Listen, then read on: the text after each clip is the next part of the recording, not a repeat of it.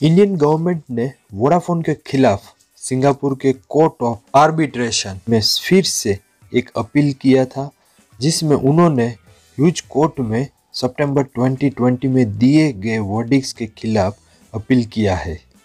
सितंबर में क्या हुआ था? बेसिकली ये मामला तब शुरू हुआ जब 2007 में वोडाफोन ने इंडिया में हचिसन मोबाइल, जो उस जमाने में हच के नाम से जाना जाता था, उसको खरीद लिया था।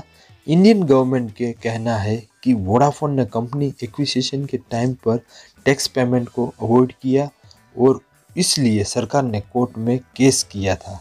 2012 में इंडियन सुप्रीम कोर्ट ने वोडाफोन के फेवर में जब डिसीजन दिया तो फिर 2012 के एंड में भी सरकार ने अपना retrospective tax related rules change किया और फिर से केस को परस्यू किया और वोडाफोन को लगभग 12,000 करोड़ रुपए और इंटरेस्ट 7,900 करोड़ पेनल्टी दिया, नोटिस दिया।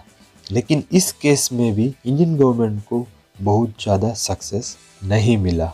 वोडाफोन ने अपने नेदरलैंड आर्म्स के जरिए इंटरनेशनल ट्राइब्यूनल जो हेग में इस्टेब्लिश है वहाँ पर केस फाइल किया और उन्होंने वहाँ पे एक अलग ही तरीके से ये केस ट्रीट किया। तो क्या है सारा यह मामला, हम आगे देखते हैं। अगर आपने अभी तक मेरा चैनल सब्सक्राइब नहीं किया तो प्लीज़ मेरा चैनल लाइक शेयर और सब्सक्राइब जरूर कर दीजिए। साथ में बेल आइकन भी दबा लीजिए ताकि जब भी मैं नया वीडियो अपलोड करूं आप सबसे पहले देख सके।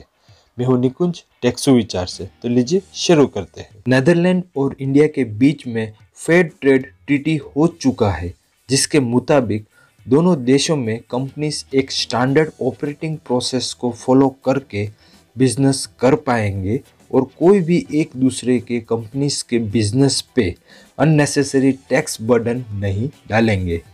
इसी लॉ यानी फ्री ट्रेड लॉ को अपहेल्ड करते हुए हेग के कोर्ट ऑफ आर्बिट्रेशन ने इंडियन गवर्नमेंट के सितंबर में एक बड़ा झटका दिया और कहा कि वो वोडाफोन के खिलाफ अपने केस को परस्यू न करेंगे और वोडाफोन को कोर्ट एक्सपेंस मिलेगा 40 करोड़ रुपए का पेमेंट भी करने का। हेग कोर्ट को ये मानना था कि इंडियन ने आर्बिट्री अपने लॉस को चेंज करके दोनों देशों के बीच में हुए ट्रेड डील को वायोलेट किया है। इसी वजह से कोर्ट ने सितंबर में वोडाफोन इंडिया के सपोर्ट में वर्डिक्ट दिया है। दोस्तों आपका क्या कहना है, प्लीज़ मुझे कमेंट बॉक्स में कमेंट करके बताइए। इस वर्डिक्स के बाद बहुत सारे एनालिस्ट का कहना है कि इंडियन को अब ये केस फॉलो नहीं करना चाहिए और वोडाफोन को प्रोसिक्यूट करना छोड़ देना चाहिए। वोडाफोन भी इंडिया के टेलीकॉम बिजनेस में बहुत दिनों से पीछे चल रही है। एजीआर ड्यूज को लेकर वोडाफोन और इंडियन गवर्नमेंट के रिश्ते पहले से ही खट्टे हो चुके हैं। ऊपर से जब ड्यूल कंट्री ट्रेड ट्रीटी का मामला आया तो फिर सबका मानना यह है कि शायद सरकार अपनी जिद छोड़ देगी और 2012 से चलने वाली इस केस को बंद कर देगी, पर यह नहीं हुआ। आगे क्या होगा हम देखते हैं। लेकिन इसी बीच में 23 दिसंबर को एक न्यूज़ आया कि सिंगापुर के कोर्ट ऑफ आर्बिट्रेशन ने इंडियन गवर्नमेंट को केन ग्रुप के शेयर्स, डिविडेंड और पैसा रोक देने के लिए 6 बिलियन का फाइन किया है, जो इंडियन गवर्नमेंट को केन को पे करना पड़ेगा। ये सरकार को एक बड़ा झटका है, इसलिए नहीं क्योंकि इस बार सरकार ने सिर्फ केस ही नहीं हारा, मगर इस बार सरकार को एक बहुत बड़ा अमाउंट पेनल्टी भी देना पड़ेगा। यहाँ पे जो वोडाफोन के केस में सिर्फ 40 करोड़ था। इसी के बाद 24 दिसंबर इंडिया ने भी वही सिंगापुर कोर्ट में फिर से वोडाफोन के खिलाफ अपील की और लोगों को ये लग रहा है कि इंडियन गवर्नमेंट में ये मूव कहीं वोडाफोन आइडिया के मेन इंडियन कॉम्पिटिटर रिलायंस जियो से मोटिवेशन तो नहीं। जियो ने वैसे ही 2016 में अपने एंट्री के बाद से super cheap data and call rates लगा के अपने कॉम्पिटिटर्स की बैंड बजा डाली थी और वहीं अभी वो सिर्फ 4 सालों में इंडियन टेलीकॉम का बेताज बादशाह बन चुका है। इंडियन टेलीकॉम भी मल्टीप्लेयर मार्केट से सिर्फ डिओपोली बन के रह गया है। जहां वोडाफोन आइडिया हर क्वार्टर में लॉस का सामना करते हुए बहुत पीछे 3rd नंबर पे आ गए हैं। ऐसे में सरकार का ये मूव डिप्रेशन जैसा लग रहा है। 5G रोल आउट से पहले जियो शायद अपना रास्ता साफ करना चाहता है। एयरटेल ने दूसरी तरफ से वन वेब सैटेलाइट ब्रॉडबैंड का अनाउंसमेंट करके ऑलरेडी जियो का टेंशन बढ़ा दिया है, इसलिए ये केस और भी मोटिवेटेड लग रहा है।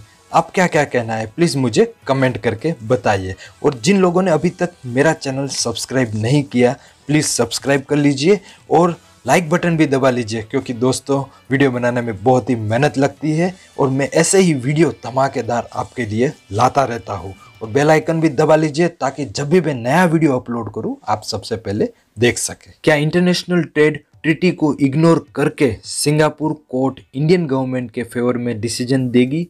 इंडिया ने ऐसे केसेस लगभग 10 कंपनियों के खिलाफ कर रखे हैं जहां पर वो रेट्रोस्पेक्टिव टैक्सेशन का मामला चल रहा है, लेकिन दूसरे देश इसको अलग ही तरीके से देख रहे हैं, क्योंकि इंडिया ने 2012 में अपने लॉस चेंज किए थे और कंपनीज को प्रोसिक्यूट किया था। आपको क्या लगता है दोस्तों, ये इंडियन गवर्नमेंट ने लॉ चेंज करके कंपनियों को प्रोसिक्यूट किया, ये सही बात है कि नहीं? मुझे प्लीज़ कमेंट बॉक्स में कमेंट करके बताइए।